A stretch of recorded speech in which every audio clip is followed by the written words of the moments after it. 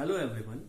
जैसा कि आपको पता होगा कि पहले आपको जो लेक्चर है उसमें मैंने आपको एलिमिनेशन रिएक्शन के बारे में बताया था, और जो एलिमिनेशन रिएक्शन के बारे में मैंने आपको बताया था वो थी इवन रिएक्शन। इवन रिएक्शंस में मैंने उसमें कंपैरिजन भी बताया था इवन और S1 में। उसके बाद मैंने उसकी कैरेक्टरिस्टिक्स के बारे में बताया था। आज मैं आपको जो बताने जा रहा हूं वो है E2 रिएक्शन। ये E2 रिएक्शन क्या होती है, आइए इसके बारे में आपको समझाता हूं। अब ये E2 रिएक्शन क्या होती है, जिसको हम E2 मैकेनिज्म भी कहते हैं, इसको हम बोलते हैं 2 को बोलते हैं बायमॉलिक्यूलर और E को बोलते हैं हम एलिमिनेशन। तो इसको हम बोलते हैं बायमॉलिक्यूलर एलिमिनेशन रिएक्शन। जैसे कि हमारी E1 थी वो दी थी ह्यूजेस एंड इनगोल्ड ने। E2 reaction was also given by Hughes and Ingold. Now, the even reaction follows the first order kinetics. Now, E2 reaction follows the second order kinetics. वो जो पहली रिएक्शन थी, जो E one reaction थी, वो two steps में होती है जिसमें कार्बोकेटायन बनता है। लेकिन जो हमारी E2 रिएक्शन होती है ये होती है आपकी सिंगल स्टेप में होती है। अब ये रिएक्शन होती कैसे है, अब देखते हैं। मैंने रिएक्शन लिखी है, बेस लिखा है यानी कि OH नेगेटिव लिखा है, फिर मैंने इसको लिखा है 2 ब्रोमो यानी कि 1 2 ब्रोमो लगा है साइड चेन में, 1 2 3 प्रोप है और सभी सिंगल बॉन्ड से हैं तो प्रोपेन। अब इसमें क्या है देखिए, ये मैंने रिएक्शन पूरी इसमें नोट करी है, इसको मैं आपके लिए दोबारा से लिखता हूं। ये देखिए, ये हम इसको साफ साफ लिखेंगे। यहां पे ये है OH नेगेटिव यानी कि मैंने इसको बेस लिख दिया जैसा बताया था आपको मैंने। फिर मैंने लिखा है CH3 CH, फिर मैंने लिख दिया इसमें Br, फिर लिख दिया मैंने CH3, देन एरो किया है, फिर मैंने OH जो बेस है उसी को मैंने दिखाया है ऊपर से नेगेटिव चार्ज, नीचे बेस भी इसको मैंने मार्क कर दिया है। देन प्लस हमारा CH3 है, इसको मैंने हल्का सा थोड़ा तोड़ा है यानी कि मैंने इसको CH2 लिख दिया है। इसका एक हाइड्रोजन मैंने इस तरीके से मार्कअप कर दिया है। उसके बाद क्या है, ये CH है वैसे ही लिखा है, देन ये Br है, यहां मैंने ये Br ऐसे ही लिखा है, देन CH3 है ये ऐसे ही लिखा है। ये जो मेरा H है दिस इज द प्रोटॉन। अब इसमें क्या होगा देखिए, जो हमारा बेस है यानी कि ये बेस है, ये एल्काइल हैलाइड के साथ रिएक्शन हो रही है, ये बेस क्या करेगा, now this base will pull the proton. ये प्रोटॉन को, इस प्रोटॉन को अपनी तरफ खींचेगा away from this carbon. This base will pull this proton away from this carbon, ठीक हो गया, एंड दस फॉर्म बॉन्ड विद इट। अब जब इसको ये बेस खींच लेगा तो इसके साथ ये बॉन्ड बना देगा, यानी कि ये क्या बॉन्ड बनाएगा, आपका H2O फॉर्म में बनाएगा। प्लस अब जब ये इससे खींचेगा तो इससे निकलने से पहले क्या करेगा, द प्रोटॉन बिफोर, इससे निकलने से पहले ये अपने इलेक्ट्रॉन पेयर लीव करेगा, लीव इस electron pair behind to form the pi bond. यहां पे क्या बना देगा, ये एक पाई बॉन्ड बना देगा, यानी कि ये क्या बना देगा, एक ट्रांजिस्टर में आपका, जैसे कि आपका CH2 एक सिंगल बॉन्ड, ये CH, ये Br आ गया, हम इसको भी ऐसे ऐसे करके दिखा सकते हैं, और CH3 कुछ इस तरीके से बनाएगा। तो इसने क्या बना दिया, it form a pi bond. अब जैसे ही पाई बॉन्ड बनेगा तो उसके बाद क्या होगा, इसको मैंने 1 मार्क कर दिया, एक्सेप्ट द प्रोटॉन। तीसरा, the proton before leave electron pair line 2 number आ गया। उसके बाद ये क्या होगा, हैलाइड आयन विल डिपार्ट, जिसकी वजह से पाई बॉन्ड पूरा बन जाएगा और आपकी रिएक्शन आ जाएगी CH2 double bond CH3। Carbon की वैलेंसी सेटिस्फाइड है, हैलाइड आयन निकला, ये आपका Br में निकल गया, तीसरा Br आ गया है। तो जो आपका था इसमें रिएक्शन, ये Br नेगेटिव आ गया। इसका नाम क्या आ गया, 1 2 3 यानी कि आ जाएगा प्रोपीन आ गया है। तो अब इसको जानने से पहले जो इसमें जो बीच में ट्रांजिशनल स्टेट थी, शायद आपको बहुत लोगों को समझ में नहीं आएगी E2 में, मैं उसकी ट्रांजिशनल स्टेट एक डायग्राम बना के समझाता हूं। ये देखिए OH था जो हमारा बेस था, ये इसके साथ एक हमने दिखाया तो एब्स्ट्रैक्ट किया था हाइड्रोजन, ये वाला हाइड्रोजन का एब्स्ट्रक्शन का दिखाया था। फिर मैंने इसका CH2 ये आ गया आपका, यानी कि हाइड्रोजन के साथ फिर मैंने यहाँ पे CH2 दिखा दिया। फिर जब hydrogen before leave it's electron pair behind जो देगा, तो वहां पे हमने वो जो सिंगल बॉन्ड था इन दोनों के बीच में, तो सिंगल बॉन्ड दिखाया, एक पार्शियल बॉन्ड फिर दिखाया है। देन CH दिखाया जिसके साथ ब्रोमीन अटैच्ड है, वो ब्रोमीन मैंने ये दिखा दिया है, इसके साथ मैंने सब, उसके साथ हमारा CH3 अटैच्ड है। तो ये हमने इसको दे दिया delta negative leaving it's electron pair behind, और इसको मैंने इसको भी दे दिया डेल्टा नेगेटिव। तो ये जो पूरा मैंने दिया है, ये मैंने इसकी TS transitional state of E2 reaction आ गई है। ये बात आपको समझ में आ गई होगी। इसी का हम थोड़ा सा एक एनर्जी प्रोफाइल डायग्राम लेंगे। अब अगर मैं एनर्जी प्रोफाइल डायग्राम ड्रॉ करता हूं तो देखिए कितनी चीजें क्लियर होंगी। ये मैंने इसमें एनर्जी लिख दिया है, और इधर मैंने कर दिया है प्रोग्रेस ऑफ रिएक्शन। तो ये आ गया मेरा प्रोग्रेस ऑफ रिएक्शन। अब एनर्जी प्रोफाइल डायग्राम को मैं रफली प्यार से ड्रॉ करता हूं। ये देखिए क्या होगा इसमें, थोड़ा सा ये करा है मैंने, और थोड़ा सा मैंने इसको ये कर दिया। ये मैंने लिख दिया E2 में हमें पता ही है एल्कीन बनता है प्रोडक्ट, और SN2 के साथ भी मैंने इसको कर दिया है कंपेयर, जिसमें एल्कोहल बन गया है, यानी कि ये भी इसका प्रोडक्ट आ गया है।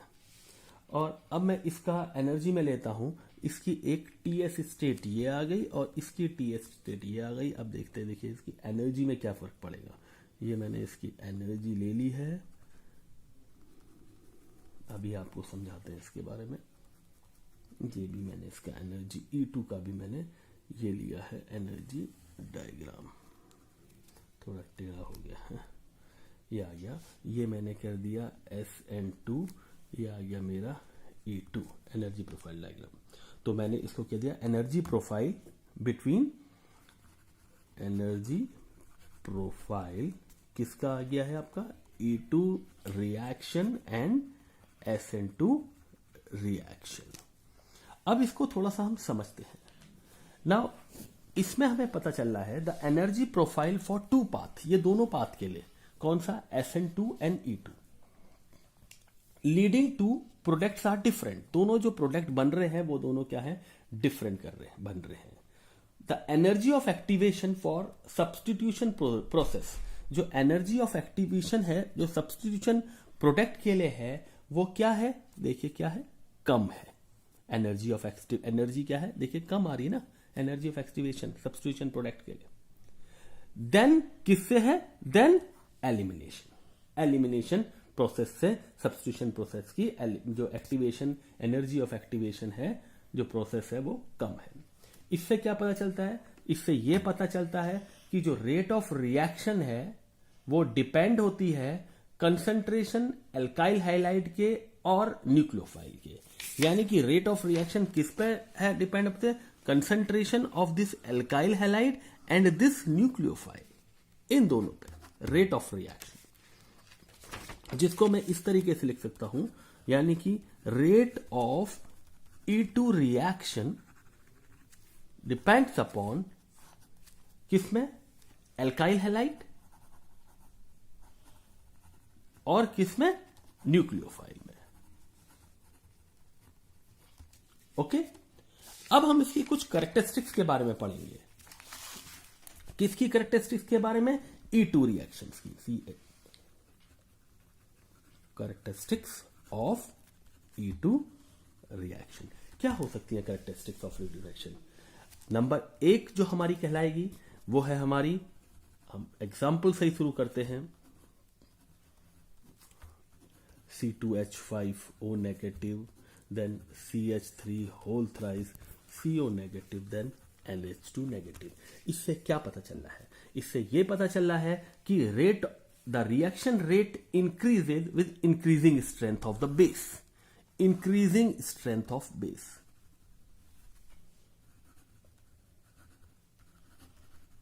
इंक्रीजिंग स्ट्रेंथ ऑफ बेस के साथ आपका क्या हो रहा है, रिएक्शन रेट क्या हो रहा है, इंक्रीज हो रहा है। अगला पॉइंट, एल्काइल ग्रुप्स में ऑर्डर ऑफ रिएक्टिविटी क्या होगी? ऑर्डर ऑफ रिएक्टिविटी प्राइमरी की सबसे कम होगी, सेकेंडरी की उससे ज्यादा होगी, देन 3 डिग्री की सबसे ज्यादा होगी। ये इसकी ऑर्डर ऑफ रिएक्टिविटी होगी। और इसका क्या प्रयोग होगा? जब दो एलिमिनेटेड ग्रुप क्या होंगे? When two eliminated groups are trans to each other. अगर दो एलिमिनेटेड ग्रुप्स होंगे ट्रांस टू ईच अदर होंगे। कौन? Eliminated group. जब दो eliminated groups are trans to each other तो क्या होगा? The reaction occur faster rather than cis. तो रिएक्शन क्या होगी? फास्टर होगी। किससे? Than cis. इसमें क्या होगी? रिएक्शन फास्टर होगी देन सिस। जब दो एलिमेंटेड ग्रुप्स ट्रांस होंगे तब रिएक्शन फास्टर होगी। तो ये तो थी हमारी E2 रिएक्शन। अब थोड़ी सी हम बात करते हैं एक रिएक्शन जिसको हम कहते हैं E1CB reaction.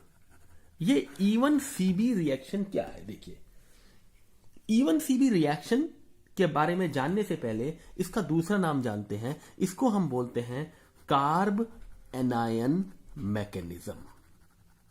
No, the E1CB reaction is also known as the carbanion mechanism. Beside this, now the E1CB reactions also involves 2 steps. ये 2 स्टेप्स में होती है। पहला स्टेप क्या होता है? पहले स्टेप में आता है, हम पहला स्टेप लिखते हैं नेगेटिव प्लस RCH, फिर यहां मैंने H लिखा है, फिर CH2 लिखा है, फिर Br लिखा है। फास्ट स्टेप है ये, मेरा स्टेप 1 आ गया है, फास्ट आ गया है। प्रोडक्ट क्या बना आपका? ETOH plus RCH CH2 Br, और ये इस पे नेगेटिव चार्ज आ गया जिसको मैंने बोला कार्ब एनायन, और इसको ही मैंने बोलिया कॉन्जुगेट बेस। ओके, अब स्टेप 1 में देखिए क्या है। स्टेप 1 में क्या है? There is rapid removal of a proton. ये प्रोटॉन है, इसका क्या है? कौन सा है ये? Alpha carbon. Now, in this, there is a rapid removal of proton from alpha carbon atom, which results in formation of carbon ion.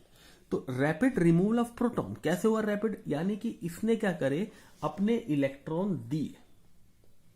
जब ये अपने इलेक्ट्रॉन देगा तो ये O नेगेटिव वाला यानी कि इससे अपने इलेक्ट्रॉन ले लेगा। तो there is a rapid removal of electron. जब अपने इलेक्ट्रॉन दिए तो इसके ऊपर नेगेटिव चार्ज आ गया, तो क्या आ गया? RCH। हाइड्रोजन ने अपने इलेक्ट्रॉन दिए, negative charge, then CH2, then Br। जब नेगेटिव चार्ज आता है किसी के ऊपर, कार्बन के ऊपर, अगर पॉजिटिव चार्ज था तो कार्बो कैटायन था। नेगेटिव चार्ज इज एनायन, क्योंकि कार्बन के ऊपर आ रहा है, then it is the carbon ion. We also call it conjugate base. So step 1 is this. Now coming to step 2, what we can do now in step 2, now step 2, in step 2 हमारा जो carbon ion बना था step 1 में, यही बना था हमारा carbon ion, then CH2, then the bromine was attached, CH ये जो हाइड्रोजन ने अपने दिए थे, जो carbon ion formed in step 1। Step 1 में जो कार्बन आयन था, जो कार्बन आयन स्टेप 1 में बना था, इट लूजेज हैलाइड आयन। ये क्या करेगा? अपने हैलाइड आयन लूज करेगा, क्योंकि इलेक्ट्रोनेगेटिव है, ये अपने हैलाइड आयन लूज करेगा। Now first step was slow, this is the first step was fast, now this is the slow step. ये अपने हैलाइड आयन लूज करेगा तो क्या होगा? यहां पे देखिए कार्बन की वैलेंसी कितनी हो जाएगी? यहां पे पॉजिटिव चार्ज आ जाएगा। ये जब गया यहां तो कार्बन की 1 2 3 वैलेंसी हो गई, और यहां पे नेगेटिव चार्ज है। जब ये लूज करेगा तो कार्बन के लिए सेटिस्फाइड कर रहे कि ये अपने इलेक्ट्रॉन जो नेगेटिव चार्ज वाला है वो यहां पे देगा। तो क्या बन जाएगा हमारा? यानी कि CH double bond CH2 alkene बन गया भाई साहब। Now alkene is form with removal, देखो Br नेगेटिव हमने लिख दिया। तो स्टेप 2 में क्या हो गया? The carbon ion loses, the carbon ion which is formed in step 1 loses this halide ion to form an alkene. This step is the slow step. अब इसमें बात करते हैं जो हमारी over of rate of reaction क्या होती है, ये किस पे होती है? This is limited to slower second step. overall rate of reaction. Overall rate of reaction is limited to the flow step, that is the second step. Hence rate of reaction, जिसकी वजह से क्या होता है, rate of reaction क्या होता है, हमारा proportional होता है to concentration of the carbonyl. Rate of reaction किसके concentration होता है, to that of carbonyl. अब since carbanion is the conjugate base of alkyl halide, जो कार्बोनायन था वो हमारा कॉन्जुगेट बेस था. अभी हमने पहले में बताया था जो कार्बोनायन बना था that was the conjugate base किसका बना था, एल्काइल हैलाइड का बना था. कैसे बना था, जब इस प्रोटॉन ने अपने इलेक्ट्रॉन दिए थे तो नेगेटिव चार्ज आ गया था कार्बन के ऊपर. स्टेप 1 की बात कर रहे हैं, तो नेगेटिव चार्ज आ गया था कार्बन के ऊपर, the negative charge was form. So it shows that the carbanion is the conjugate base of that alkyl halide and its conversion to alkene. Now incoming, ये बात कर रहा हूं मैं स्टेप 2 की. कन्वर्जन टू एल्कीन कब हुआ, जब ब्रोमीन ने स्टेप 2 में जो कार्बोनायन ने जब हैलाइड आयन को लूज करे थे, it's conversion to alkene involves only one molecule, एक ही मॉलिक्यूल था. तो इसीलिए इसका नाम हमने कह दिया था E1CB, one molecule one molecularity. यानी कि हमने इसका नाम दे दिया था unimolecular elimination unimolecular conjugate base. Elimination unimolecular conjugate base, or this reaction is known as the. So आपको मैंने एलिमिनेशन रिएक्शंस के बारे में, आज E2 रिएक्शंस के बारे में बताया. लगता है आप लोगों को सबको ये चीज समझ में आ जाएगी. उम्मीद है पहले वाले की तरह आप इसको लाइक और सब्सक्राइब और करेंगे. अगले लेक्चर्स कुछ ही दिनों में फिर से आपके लिए अपलोड कर दिए जाएंगे. Thank you.